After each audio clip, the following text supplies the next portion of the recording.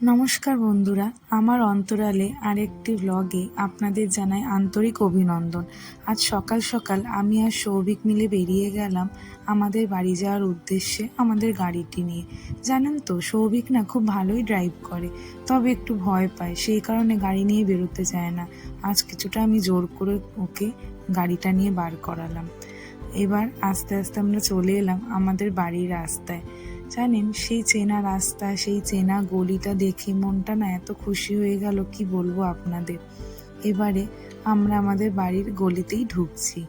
তো বাড়ির সামনে এসে একটাই সমস্যা হলো, কোথায় গাড়িটা রাখবে। তো আমার বাবা এসে সেই ব্যবস্থাটাও করে দিল জামাইকে।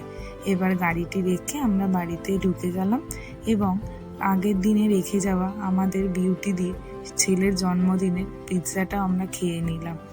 আমার মাও এখানে লেগে পড়েছে তার জামাইকে তার ব্রেকফাস্টটি সাজিয়ে দেওয়ার জন্য। জামাই পায়েস খেতে খুব ভালোবাসে, সেই কারণে মা জামাই এলেই পায়েস তৈরি করে দেয়। এবার পায়েস বেড়ে এবং তরকারিটি বেড়ে দিল। ওইদিকে রান্নাঘর থেকে জামাইয়ের জন্য গরম গরম লুচি নিয়ে এসছে মা বলেছে যে জামাইকে গরম লুচি খাওয়াবো, ঠান্ডা লুচি খাওয়াবো না, সেই কারণে একদম আমরা আসার আগেই মা লুচিটা ভেজে রেখেছে।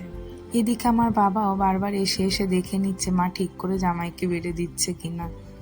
জানেন তো, আমার বাবা না এরকমই, বেশ সকলকে সুন্দরভাবে খাবার দেওয়া হবে, বাবা দেখতে খুব ভালোবাসে।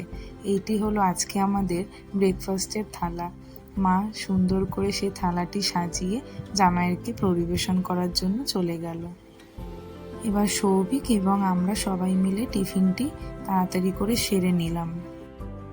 ব্রেকফাস্ট সেরে আমি আর সৌভিক বেরিয়ে এসেছিলাম কেক কেনার উদ্দেশ্যে। কেকটি কেন কিনছি আগে সেটি জানাই। আগামী 9th মে আমার মা বাবার 27তম অ্যানিভার্সারি। তো আমরা সেই দিন থাকবো না, একটু বাইরে ঘুরতে যাব, সেই কারণে আগে আগে সেলিব্রেশন করলাম। তো এটা মা বাবার জন্য সারপ্রাইজই ছিল, বাবা মা এটা জানতো না। তো আমি আমার কেকটি নিয়ে বাড়িতে চলে এলাম এবং সৌভিকও ওর বাড়িতে গিয়ে মা মানে আমার শাশুড়ি মাকে নিয়ে এলেন এখানে। তো নিয়ে এসে ও বিরিয়ানিটাও বানিয়ে নিয়েছিল। আমার হাজব্যান্ড খুব ভালো বিরিয়ানি বানায়, এমনকি শুধু বিরিয়ানি না, ও সব কটা খাবারই খুব ভালো বানায়, ওর হাতের রান্না খুবই সুন্দর। তো আগেও একদিন ও বিরিয়ানি করে খাইয়েছিল আমার মা বাবা, খুব ভালো খেয়েছিল। তাই মার থেকে আমার মাসিরা সেই খবরটি পেয়েছে এবং মাসিদের আবদারে ও আরেকবার বিরিয়ানি বানাতে বসে গেছিল আজকে। এমনকি বিরিয়ানি বানিয়ে ও সবাইকে নিজের হাতেও পরিবেশন করে দিয়েছিল খাবারটা। সত্যি বিরিয়ানিটা না অপূর্ব খেতে হয়েছিল, জানেন তো।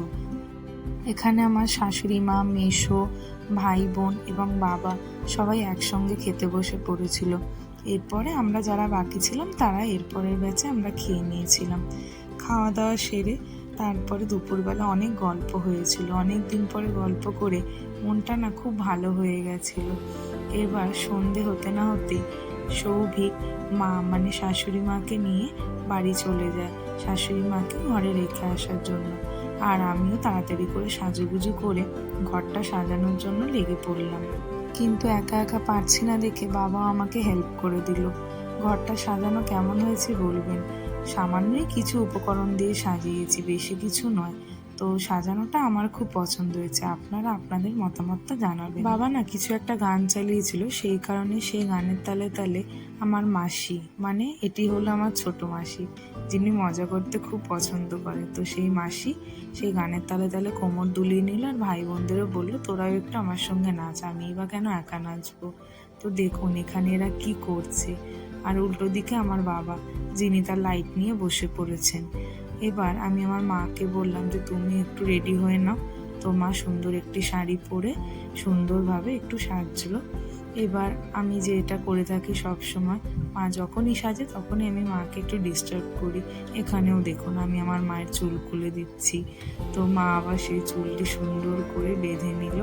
তো মা বলে যে সব সময় চুল খোপা করে সিঁদুর পরতে হয়, এটা আমি আগে জানতাম না, মাকে দেখেছি কিন্তু কখনো সেটা জিজ্ঞেস করা হয়নি, বিয়ের পরে আমি জেনেছি। তো মা আবার চুল বেঁধে সুন্দর করে সিঁদুর পরে নিল, আমাকেও মা সিঁদুর পরিয়ে দিয়েছিল। সকালে নিয়ে আসা কেকটি ফ্রিজ থেকে বার করে আমি নিয়ে এলাম সুন্দর করে টেবিলের ওপরে সাজিয়ে রাখবো বলে। কিন্তু এখানেও আমার একার দ্বারা কিছু হচ্ছে না দেখে আমার ছোট মেসো আমাকে হেল্প করলো। তো মেসোর হেল্প নিয়ে আমি এই বক্স থেকে কেকটি বার করে টেবিলের ওপরে সাজিয়ে রাখলাম। সৌভিক মাকে বাড়িতে রেখে চলে এলো এবং জামাই চলে আসার পর্যন্ত আমার মা বাবা ওয়েট করছিল।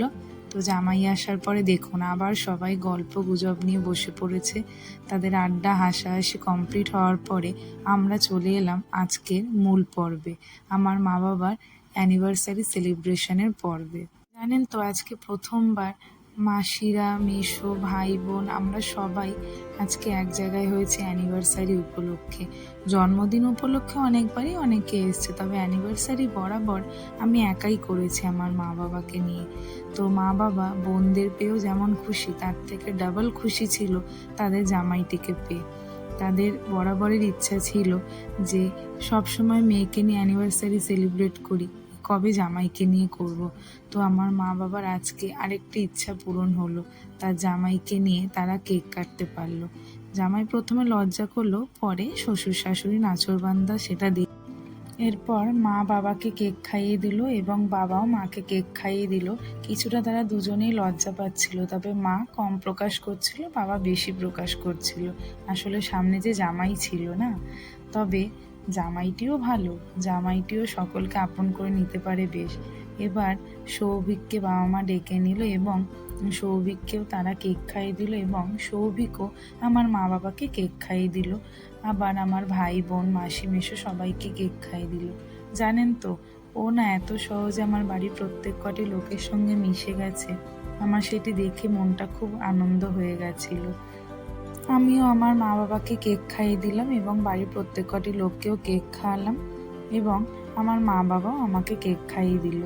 এইভাবেই কেক খাওয়া এবং শেষমেশ কেকটি খেয়ে ডিনার সারা সব কিছু মিলিয়ে মিশিয়ে দিনটি এত ভালো কাটলো। অবশেষে যে যার বাড়ি আমরা চলে গেলাম। এখানেই আজকের ভিডিও সমাপ্তিটা আনলাম। আমার অন্তরালে চ্যানেলটিকে সাপোর্ট করবেন এবং আমাদের পাশে থাকবেন। ধন্যবাদ।